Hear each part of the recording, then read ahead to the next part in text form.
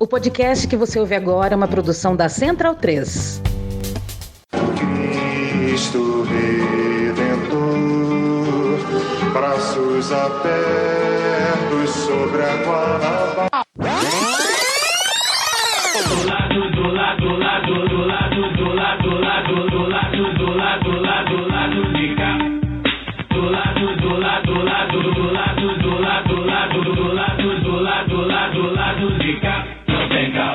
Atenção, está no ar a Rádio Libertadora. Atenção, está no ar a Rádio Libertadora. De qualquer parte do Brasil, para os patriotas de toda parte. Rádio Clandestino da Revolução. O dever de todo revolucionário é fazer a revolução. Abaixa a ditadura militar. Atenção, as gravações em fita das transmissões da Rádio Libertadora devem ser ligadas aos sistemas de alto-falantes dos bairros e subúrbios e irradiadas para o povo, mesmo que para isso tenhamos de empregar a mão armada. Ao povo brasileiro, partidários da guerra revolucionária, nela estamos empenhados com todas as nossas forças no Brasil. A polícia nos acusa de terroristas e assaltantes, mas não somos outra coisa senão revolucionários que lutam a mão armada contra a atual ditadura militar brasileira e o imperialismo norte-americano. Nossos objetivos são os seguintes: derrubar a ditadura militar, anular todos os seus atos desde 1964, formar um governo revolucionário do povo, expulsar do país os norte-americanos, expropriar firmas, bens e propriedades deles e dos que com eles colaboram, expropriar os latifundiários, acabar com o latifúndio, transformar e melhorar as condições de vida dos operários, dos camponeses e das classes médias, extinguindo ao mesmo tempo e definitivamente a política de aumento dos impostos, dos preços e aluguéis. Acabar com a censura, instituir a liberdade de imprensa, de crítica e de organização, retirar o Brasil da condição de satélite da política externa dos Estados Unidos e colocá-lo no plano mundial como uma nação independente, reatando ao mesmo tempo relações diplomáticas com Cuba e todos os demais países socialistas. Bom momento, ouvintes da Central 3. Hoje é quarta-feira, dia 27 de outubro de 2021. Eu sou Caio Belandi e este é o Lado B do Rio 216. Hoje eu tô com um time completo de panelistas e com um reforço, hein? Ao lado do Daniel Soares, da Luara Ramos e do Fagner Torres, também participou da bancada de hoje a apresentadora do Lado B Notícias, Fernanda Castro. A gente bateu um papo com ninguém mais, ninguém menos que o ator e diretor Wagner Moura, artista brasileiro premiado, reconhecido no mundo inteiro, que está lançando aí Marighella, o filme, seu primeiro trabalho como diretor. A gente falou, claro, sobre os desafios de lançar um filme em um momento como o atual, né? Um filme que retrata a figura de Marighella, né? Qual a importância de retratar a figura de Marighella nas artes. Usamos a Bahia aí como chave que une o histórico guerrilheiro ao próprio Wagner Moura, entre outras coisas.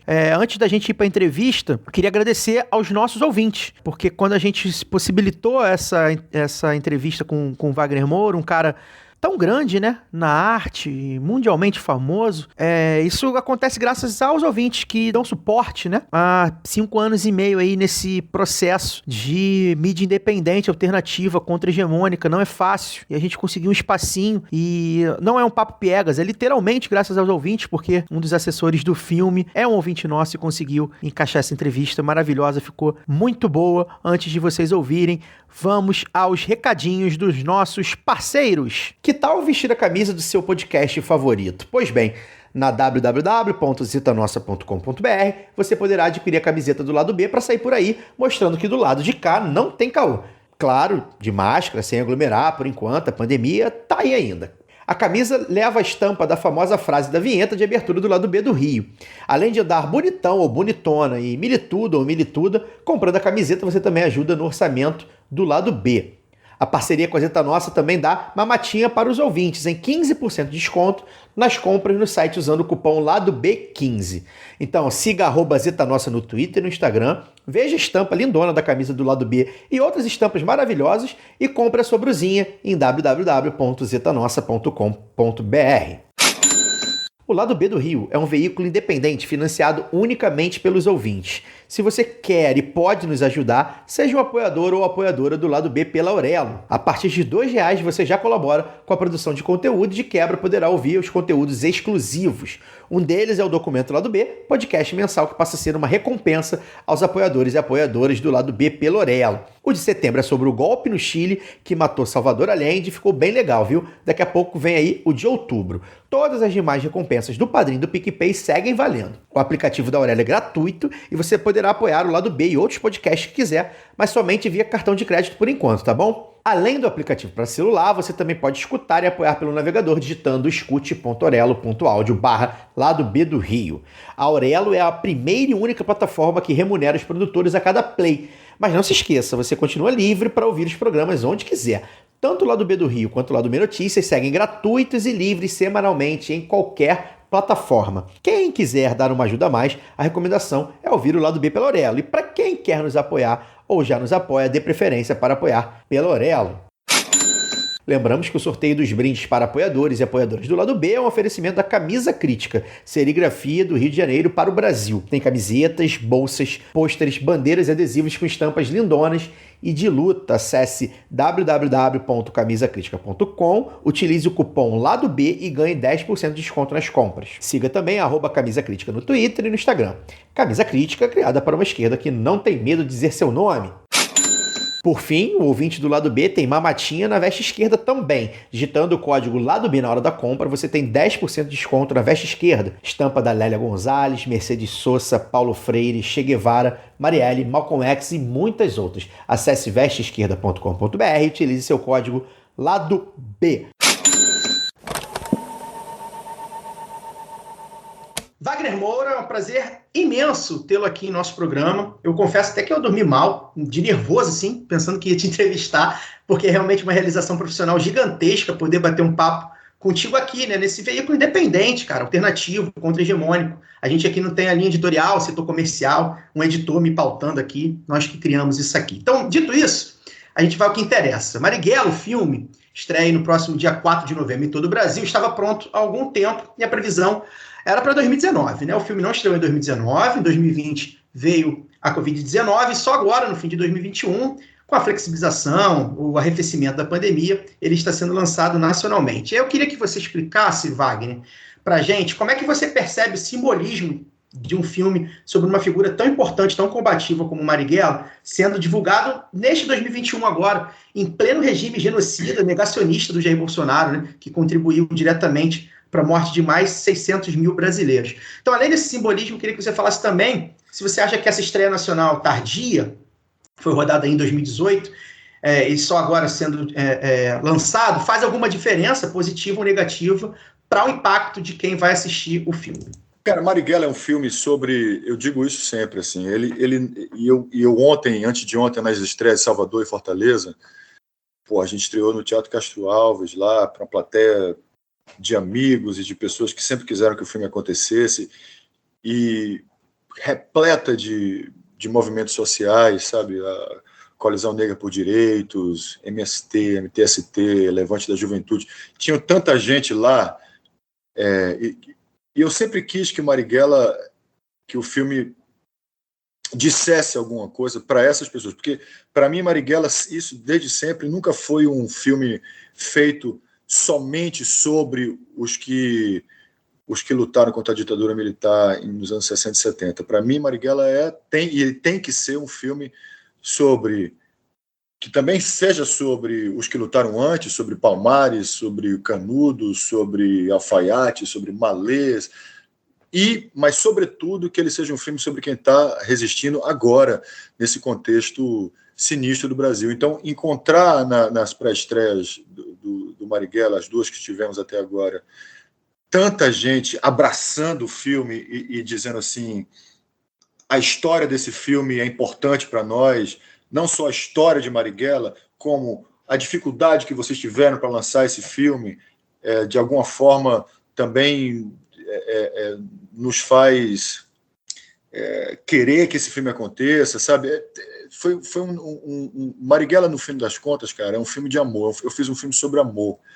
E o que eu recebi muito, né, que nós recebemos muito nessas pré-estreias que tivemos agora, foi amor, foi puro amor, sabe? E amor, mas um amor revolucionário, né? Amor de quem quer que as coisas mudem, amor de quem quer que quer ver narrativas de populares sendo vistas como foram, né?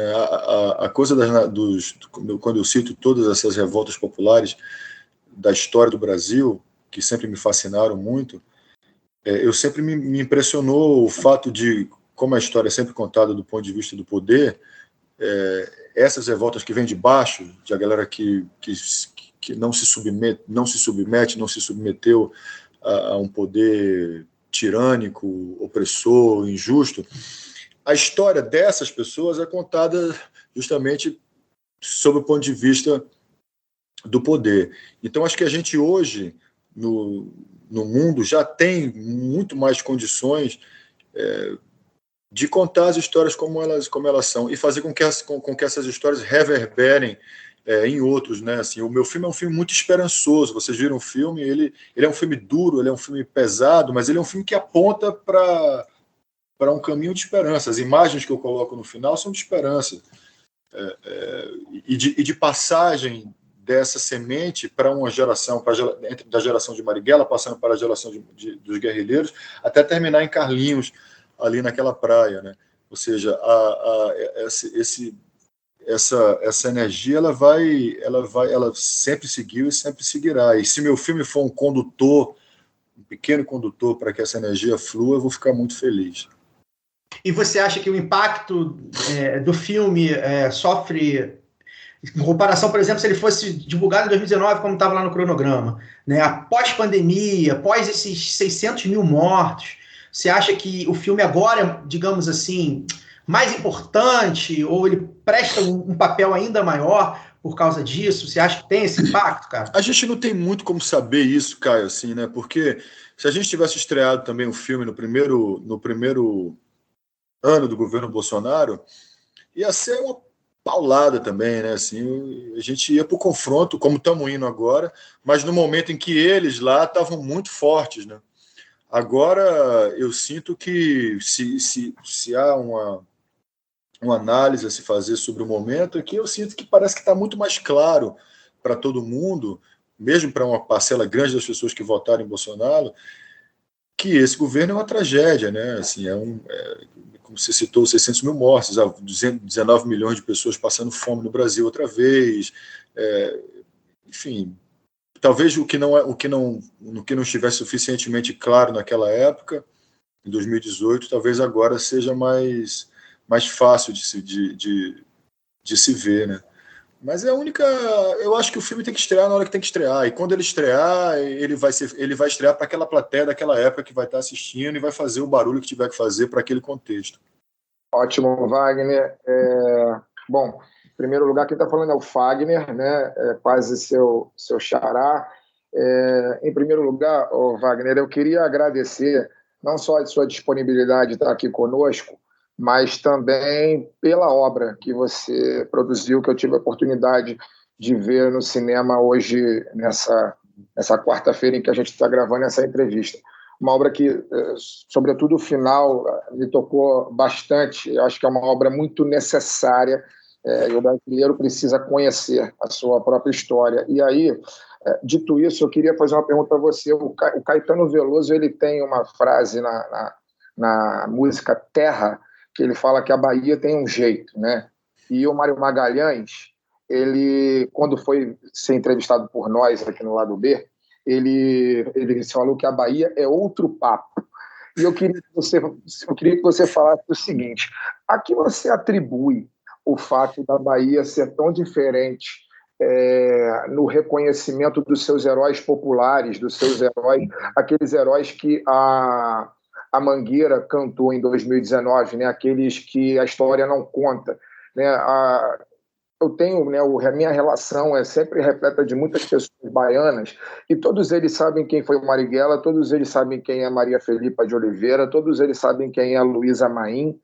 São heroínas, são heróis baianos e brasileiros que o resto do Brasil muitas vezes passa despercebido por uma série de fatores. Eu queria que você tentasse explicar, já que você é o diretor do filme Marighella, né, a que você atribui essa memória, essa riqueza de memória que a Bahia tem, que o povo baiano tem, dos seus ídolos, e mais do que seus ídolos, né, dos seus heróis mesmo, que são pessoas que lutaram pela emancipação dos povos, pela emancipação da Bahia, e são heróis brasileiros, para além de estarem dentro ali dos limites do Estado. Né? A que você atribui isso quando você faz o Marighella? Você chegou já a pensar, né, já fazer essa reflexão? O que você acha disso? É uma pergunta interessante, nunca tinha pensado na coisa da memória. O que eu penso, o que eu vejo pensando aqui na sua pergunta, é que eu penso sempre na cultura afro em Salvador. Salvador é a cidade mais preta do mundo fora da África. Isso não é uma coisa irrelevante. Todas as discussões, inclusive, a respeito da cor de pele de Seu Jorge no meu filme, me fizeram pensar mais sobre isso, porque quando eu escolhi Seu Jorge para fazer Marighella, eu não pensava tanto. Para mim, eu precisava só de um ator negro. Se fosse a cor de pele mais escura ou mais clara do que a do Mano Brown, não importava. Quando vieram esses ataques mais racistas com relação à cor de pele de Jorge, eu comecei a pensar nisso e cheguei a uma conclusão muito boa, que eu vou dizer. Mas indo mais para a coisa da sua pergunta e conectando com o que eu estou dizendo, é o seguinte: a Bahia, ela foi porto de chegada de escravizados sudaneses, de escravizados muçulmanos, que vieram para Salvador. A família de Marighella, os avós dele, eram sudaneses, eram malês, eram malê de Imalê, né, em Yorubá, que são muçulmanos. E essa foi a galera que mais botou para fuder lá em Salvador, lá na Bahia. Os pretos muçulmanos são os que mais se revoltaram, porque eram uma galera que, primeiro, em suas regiões de origem, já tinham histórico de subordinação e tudo, e porque eram extremamente educados, a maioria deles era alfabetizado, tinha noção de matemática, de coisas que os próprios portugueses ou senhores de escravos que estavam aqui não tinham, eram analfabetos que não tinham. Então, esse contraste fez com que essa gente se rebelasse muito. E aí eu comecei a pensar no negócio da cor de pele de Marighella, pensando que a reafirmação da negritude de Marighella com a escolha de Seu Jorge faz todo sentido para mim, porque Marighella era um homem negro, né, naturalmente, filho de uma mulher que nasceu em 1888, no ano da abolição da escravidão, e que ele levou na sua luta desconectar essa ancestralidade revoltosa dos malês baianos para a luta de Marighella não faria nenhum sentido. Então, o meu filme ele reafirma essa negritude e reafirma essa ancestralidade africana e revoltosa, que eu acho que a independência da Bahia é comemorada numa data diferente, né, em 2 de julho. Assim, a Bahia teve as revoltas populares na Bahia, elas foram muito potentes. E eu acho que a potência dessas revoltas tem muito a ver com esse tráfico, com esse tráfico de escravos vindos dessas regiões da África. E a cultura, assim, e a cultura baiana. Marighella era um homem muito próximo, era um poeta, uma pessoa que tinha uma relação muito profunda com a cultura baiana. E o mais bonito da cultura da Bahia, da tradição de Dorival Caymmi, de Jorge Amado, de Caetano mesmo, de Caribé, dos artistas plásticos da Bahia, de retratar a Bahia, de retratar essa Bahia preta, popular. Isso é memória, né? Porque esse tipo o meu filme que fala sobre um baiano, ou seja, a cultura popular da Bahia, que sobretudo é uma cultura africana, ela é o que mais bonito há em Salvador. A nossa cultura na Bahia. A nossa cultura, o que há de bonito na cultura da Bahia é essa, o culto dos orixás, é a cultura afro que vive em Salvador. E acho que a preservação dessa cultura, da natureza dessa cultura, talvez dê esse significado de memória ao qual você se refere. Está em todos esses artistas. Está na música de Dorival, está na obra de Jorge Amado, está na obra de Caetano, que você citou. Essa cultura, ela não é uma cultura...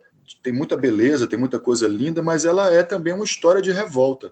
Oi, Wagner, tudo bem? Aqui é Fernanda. E assim como você e Marighella, eu sou torcedora do Vitória, então me sinto muito mais feliz em falar com você, e hoje especialmente que eu estou em Salvador, eu moro no Rio, mas estou em Salvador, então concordo com você que Franciel tem que ser presidente do Vitória.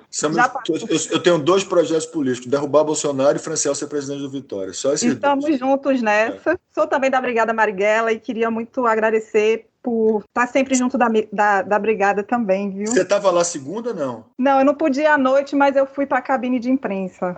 A brigada foi em peso lá na estreia. Foi. Eu fiquei... Massa, subiram no palco com a bandeira, foi demais. É incrível, assim, muito bom. Eu vou continuar falando da Bahia, talvez você já até respondeu muito da minha pergunta, mas eu queria tocar mais nesse assunto, porque eu queria realmente falar da Bahia, porque me tocou muito especialmente, né, como você leva a Bahia para o filme. Que é a maneira que você leva a Bahia para o filme. Claro, você é baiano, Marighella também era baiano, mas a sensação que me passa que é isso que você acabou de falar, assim, é a vontade de resgatar essa parte de Marighella, de levar muito disso de Marighella para o filme, e aí com isso você levanta muitos outros debates que perpassam a origem dele, né? Então, você grava cenas na Bahia, você, na composição das falas, né? Na guia que ele está usando, no corpo, a gente vê isso no corpo de Seu Jorge, então acho extremamente forte, assim. Então você botou o Nordeste ali, você botou a Bahia, você botou o povo preto, e que é uma conjunção, assim, de que muito odiada por quem governa esse país e pelos seus apoiadores. Então, como eu falei, você levanta debates muito caros para esse país, né? Inclusive o racismo está todo o tempo ali naquele filme. Então eu queria... A minha pergunta parece muito com a de Fagner, mas é a minha intenção falar da Bahia mesmo. Eu queria que você comentasse sobre esse esforço de trazer esse Marighella baiano, sabe? De botar isso na tela, das pessoas verem que existem debates muito profundos ali a partir disso. É verdade. E houve debates que, assim, eu sempre quis... Não foi tanto um esforço, porque ele era isso. Marighella levou a Bahia dentro dele até o fim. O que Marighella viveu na Baixa de Sapateiro, em Salvador, o que ele viu ali de justiça social, sabe, de violência, de tudo, ele levou isso na militância dele, assim como levou essa ancestralidade malê que eu disse, né? Mas, para mim, era muito importante que nesse país, que tem por tradição, no seu audiovisual, embranquecer seus personagens históricos, que no meu filme isso não ia acontecer. Então, toda a oportunidade que eu tinha de reforçar a negritude de Marighella, eu fazia. Porque, mesmo conscientemente, em oposição a essa síndrome de escravizaura que a gente tem no audiovisual. No entanto, de novo, a coisa do Seu Jorge, eu tinha escolhido o Mano Brown para fazer o Marighella, que é um preto mais claro do que Seu Jorge, que tem uma cor de pele muito parecida com a que Marighella tinha. Mas eu achei perfeito, assim, mas não tanto por isso, mas pela representatividade simbólica de Brown, assim. Eu acho que Brown é um Marighella dos tempos modernos, assim, né? Sua relação com a poesia, com a arte, com o combate, com a militância, com a verdade, com a honestidade, é uma coisa muito, muito forte. No entanto, quando trocamos de ator e veio o Jorge, que tem uma pele mais escura, eu não me preocupava com isso. Eu juro para você, não era uma questão para mim. Eu só sabia que eu tinha que ter um ator preto. Hoje, quando vieram os ataques, eu fiquei pensando, porra, eu acertei sem querer, porque quando eu escolhi um ator mais preto, eu fiz o percurso inverso do audiovisual brasileiro. Eu, em vez de embranquecer, eu empreteci. E eu acho que isso reafirma uma posição, assim, sabe? Porque Marighella era preto. E terminou reafirmando uma posição da qual eu talvez não tivesse tão consciente, assim, na época. Que boa ideia essa entrevista primaveril. Não, sacanagem. Boa noite, Wagner. Aqui é a Luara, tudo jóia? Então, você já encarou papéis que se tornaram icônicos justamente por serem controversos, né? Por motivos diferentes e para públicos de diferentes opiniões, personagens como o Capitão Nascimento, Pablo Escobar, e agora o Marighella, que você não encarna, mas dirige, produz, e que já chegou sofrendo uma censura mesmo, né, por essa onda anticomunista que a gente vive no Brasil. Como é que você vê essa consequência aí, eu vou chamar assim, da indústria cultural, que tenta transformar tudo em propaganda e induz as pessoas, inclusive, a perderem algumas camadas sobre as representações e as escolhas artísticas desses projetos? Como é que você vê isso? Como é que isso impacta nas suas escolhas criativas? Quando eu fiz o Tropa de Elite, eu estava muito presente nos debates do Tropa, né? Inclusive, eu me posicionei com muita força, escrevi artigo para jornal e tal, e gostei de fazer parte daqui. Acho que uma obra cultural, assim, quanto mais ela levantar debates com discordâncias, melhor. E a gente viveu uma época muito ali de combate com Tropa, mas muito saudável, eu achava aquilo tudo. A diferença da época do Tropa para essa época agora é que uma coisa é você ter debate com gente que não gosta do seu filme, que acha que o seu filme é isso e aquilo. Outra coisa é o governo federal tentar inviabilizar o seu filme. Aí muda, porque deixa de... O que a gente está vivendo hoje diz muito mais sobre o estado das coisas hoje no Brasil do que o filme que eu fiz. Que um filme que seja atacado pelo governo, que o governo tente viabilizar um filme, que mobilize sua militância para dar nota baixa no filme, para atacar o filme, diz muito sobre o que está acontecendo. E enquanto isso acontece, a gente está no combate, entendeu? A gente não vai abaixar e ficar... A gente não tem medo dessa... O meu filme estreou agora, porque a gente não conseguiu antes, depois veio a pandemia, mas estreou e a gente não facilita para eles. Toda vez que eu falo do filme, eu falo e bato nesse governo fascista mesmo, e oponho o caráter e a dignidade de um homem como Marighella com esses caras aí que estão no governo. Então, é isso. Os ataques, as violências seguem existindo e a gente segue firme. Mas essas estreias, voltando, essas estreias que tivemos em Salvador e Fortaleza, elas reafirmaram para mim que nós, sem dúvida nenhuma, somos maioria. Sabe? Que a quantidade de gente que quer ver o filme acontecer, torce pelo filme, que acha que aquele filme significa alguma coisa para a luta dele agora, na vida dessa pessoa agora, desse grupo agora, é muito maior do que essa meia dúzia de fascista que vai para a rua pedir o fim do Supremo e a volta da ditadura. Você acha que é um medo até do filme inspirar essa reação revolucionária? Lógico. Eles têm medo. Marighella dá medo neles, sempre botou medo neles, né? Eles sempre tiveram medo de Marighella. Eles têm medo de Marighella com Marighella morto. Entendeu? Claro, porque é isso que o meu filme diz isso, né?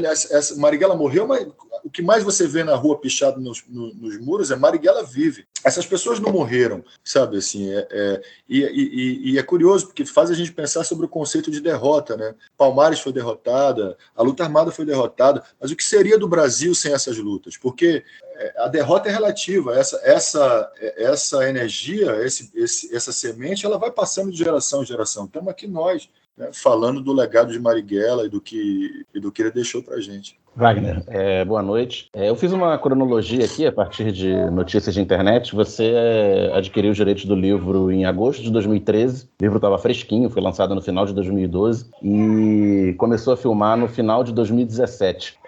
Agosto de 2013 foi exatamente quando começou a sair do esgoto aí o nosso neofascismo tupiniquim, e a opinião pública foi dando uma guinada conservadora, né? Tem a reeleição da Dilma em 2014, já bastante contestada, 2015, Eduardo Cunha na presidência da Câmara, 2016, o golpe do impeachment, e você está, nesse período, captando recursos para fazer o filme, produzindo o filme, né? Fazendo escolha de elenco.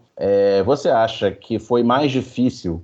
4 anos é um prazo longo, mas não é tão incomum no cinema brasileiro, né? Independente. Você acha que foi foi mais difícil fazer essa captação para uma produção com um rótulo político de esquerda, né, por conta do personagem título de você já ser uma figura em 2013 que já dava declarações políticas públicas à esquerda. Você acha que foi mais difícil captar e produzir o filme nesse período histórico, ou você acha que não enfrentou mais dificuldade do que outras produções que você trabalhou que não tinham essa conotação política? Não, foi dificílimo, pela natureza do filme mesmo. Ninguém se associou, a gente não teve quase nada do filme que venha por captação de lei do audiovisual. Ninguém quis se associar a um filme sobre Marighella dirigido por mim. Ninguém. Foi difícil. Esse filme não teve nenhum momento fácil. Agora, lançar, está sendo difícil. Direto as pessoas dizem, vai ter uma ameaça, os caras lá insuflam a militância para ir no cinema. Nunca é fácil, assim, nunca foi fácil nada com Marighella. O que foi sim foi prazeroso, foi bom, foi tesudo, foi potente, sabe? Nos uniu. Quanto mais eles ameaçavam, mais a gente estava unido, querendo contar aquela história. Quando o filme estreou no Festival de Berlim, eram 25 pessoas em Berlim. Nunca vi isso em nenhum filme que eu fiz. Geralmente vão 3, 4, 5 no festival, em Berlim éramos 25. Né? O caminho nunca foi fácil, mas também você chegou sempre foi muito prazeroso, no entanto. As negativas eram veladas, ou você e o pessoal da produção chegou a ouvir, olha, a gente não quer associar a nossa imagem a gente chegou a ouvir, vai tomar no cu, que eu não vou botar dinheiro nesse filme de coisas horríveis. Esse ator de merda, não sei o que lá, esse terrorista, eu ouvi coisas horríveis. Era uma época já ali, 16, sobretudo acho que no pós-golpe de Dilma, em que eu me posicionei com muita veemência. Quando teve o golpe, eu escrevi um artigo para a Folha, em que eu dizia que Moro se comportava era um juiz que se comportava como promotor. E nessa época aí, os ataques foram muito violentos, né? Então, esse período de captação para o Marighella foi brutal. O filme só existe graças ao fundo setorial do audiovisual, que é um fundo que não tem nada a ver com, apesar do que o pessoal fica falando, não tem nada a ver com lei de incentivo, é um fundo feito por uma contribuição gerada pela atividade cinematográfica, é um dinheiro gerado por nós mesmos, que vai para o audiovisual. Então o filme foi feito com o dinheiro do fundo setorial e com a Globo Filmes. Wagner, você citou aí o Festival de Berlim e vai mais ou menos ao encontro da minha pergunta, né? Você está morando fora do Brasil já há alguns anos, né? E acho que certamente houve bastante coisa sobre, principalmente os estrangeiros, acham do Brasil de Bolsonaro. Tanto na divulgação do filme, quanto, enfim, na sua vida pessoal. Como é que você tem respondido e lidado com essa repercussão, que quase sempre é negativa, creio eu, do que acontece no Brasil aí no exterior, tanto nos Estados Unidos quanto na Europa? Como é que você tem lidado com tem respondido, né? Falar, gente, não é todo mundo que é assim, não, pelo contrário, somos maioria. Como é que responde essa galera aí perante a comunidade internacional? Quando o Bolsonaro foi eleito e quando ele começou a viajar o mundo, quando ele foi lá a Davos, e toda vez que ele fala, virava notícia, né? Porque é um ignorante, é um cara que não sabe falar e tal. Então, e acho que, claro, depois o pesado, a destruição da Amazônia, né? Os 600 mil mortos, negócio, essas merdas que ele fala sobre o Covid. Do dia falou que a vacina, né? Que a vacina tem relação com AIDS. É um negócio assim, sem. Então, mas a princípio havia muita piada, né? As pessoas ridicularizavam muito ele. Hoje, as pessoas quando falam comigo, elas falam com pena, assim, mais assim, é mais assim, eles entenderam que não é mais engraçado, né? Que é trágico, né? É uma tragédia. E o que eu digo é que no Brasil, como a fala lá do Marighella no filme, no Brasil tem muita gente resistindo. Essa luta é justa. Ele é minoria, eles são minoria, eles não vão passar de 22. E talvez eles tentem uma aventura louca de golpe, de armar as pessoas, a polícia, essas milícias dele, um negócio desse aí. Mas nas urnas eles vão perder. O Brasil se deu conta do que é isso, sabe? E eu fico dizendo que a eleição de Bolsonaro também, de certa forma, se tem alguma coisa que preste na eleição dele, é que foi fez com que a gente enxergasse um Brasil profundo que estava camuflado pelos anos de progressismo pós-ditadura, pela Constituição de 88 e pelos governos que vieram depois. O Brasil é o país do camuflamento, né, da lei da anistia, esse tipo de coisa. Enfrentar Bolsonaro, né, olhar para Bolsonaro frente a frente, ver que Bolsonaro faz parte da história do Brasil, de uma história violenta, escravocrata, agressiva, racista, autoritária. Eu acho que é importante, porque a impressão que eu tenho é que agora que olhamos para essa medusa, a grande maioria do povo brasileiro entendeu que não quer mais isso. São 19 milhões de pessoas passando fome, são 600 mil mortos, assim, já está claro que é tragédia. Então, quem quer que ocupe, por vias democráticas, a cadeira de presidente a partir de 22, será alguém comprometido com a democracia, porque essa é a grande bandeira dessa chamada terceira via, o que seja, né? Tem que ser essa. Eu espero que Lula ganhe a eleição, mas quem quer que seja o presidente do Brasil, certamente será levado a um caminho mais progressista por pura oposição a tudo que esse governo representa. Perfeitamente. Mandar um parabéns para o Lula, aniversário dele, aproveitando que você falou dele aí. E a te agradecer, Wagner. Muito obrigado mesmo pela disponibilidade. Sei que está corrido a sua agenda. Hoje tem pré-estreia. Agora. Pois é, a gente vai te liberar.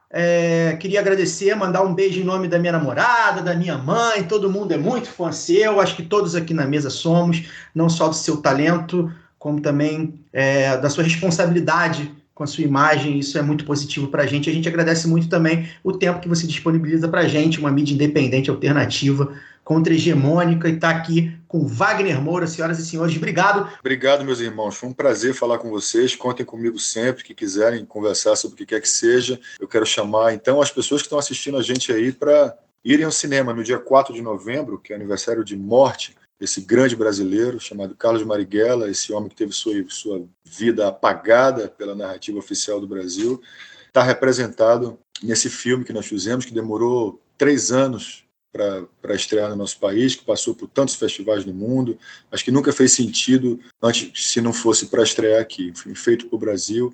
Então, no dia 4 de novembro, coloque sua máscara, distância social, mas vá ao cinema, conheça a história de Marighella.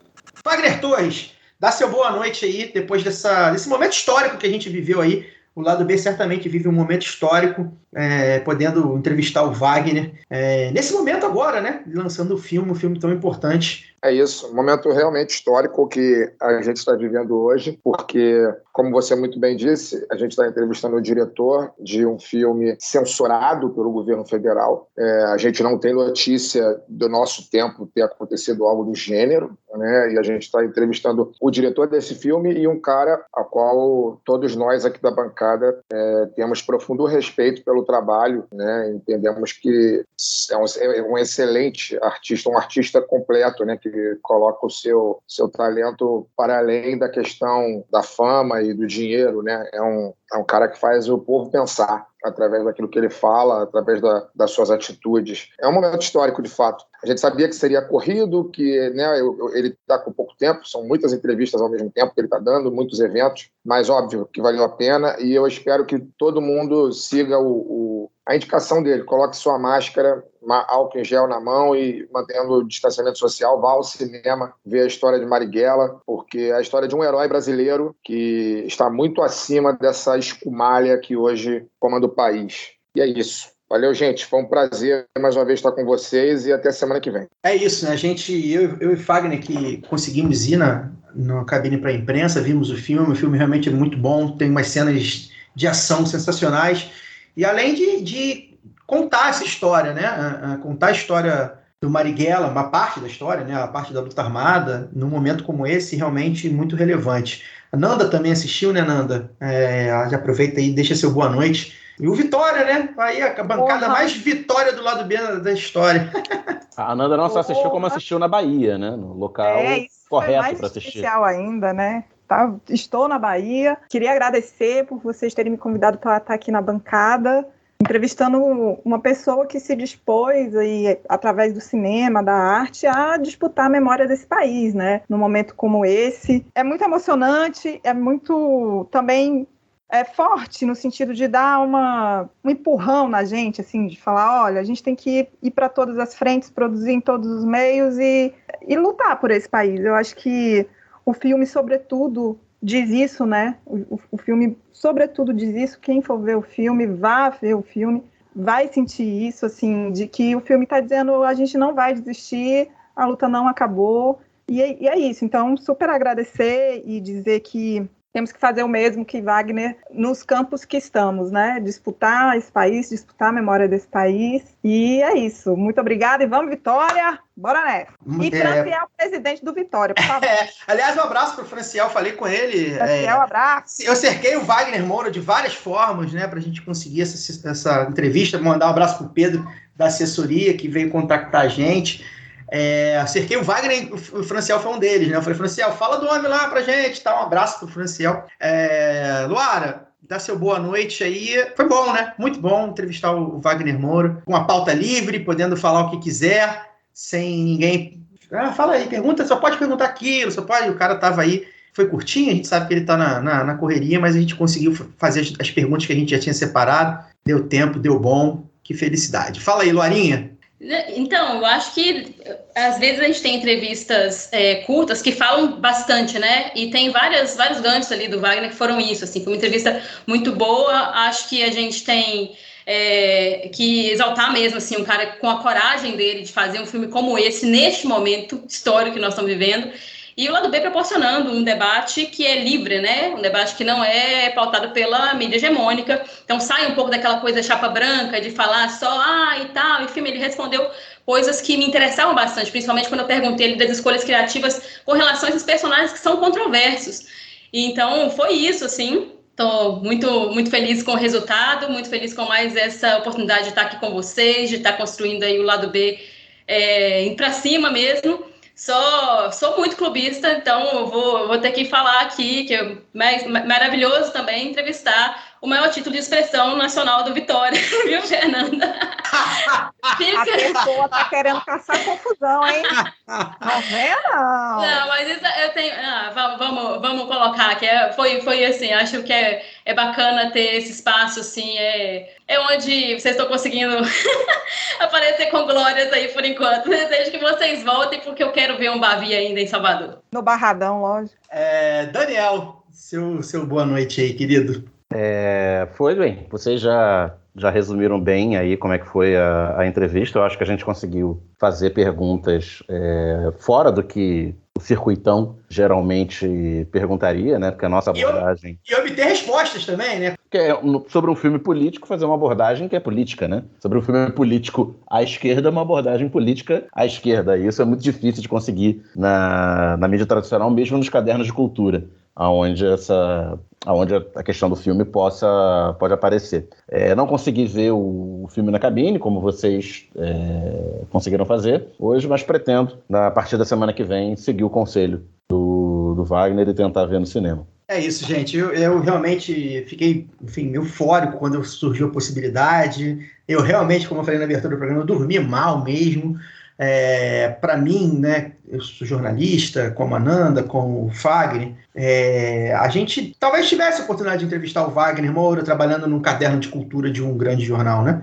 Mas é outra coisa, é outra parada. O cara quis, o cara topou, o cara gostou, a assessoria fez o meio campo. A gente espera que isso possa abrir portas para a gente, né? A gente sabe que a mídia como a nossa, independente e contra-hegemônica, tem muita dificuldade em ter aí 40 minutinhos, né, de convidados, né? A gente gosta de fazer programa de 2 horas, mas a gente sabe que nem todo mundo vai conseguir atender a gente por 2 horas, e tudo bem, né?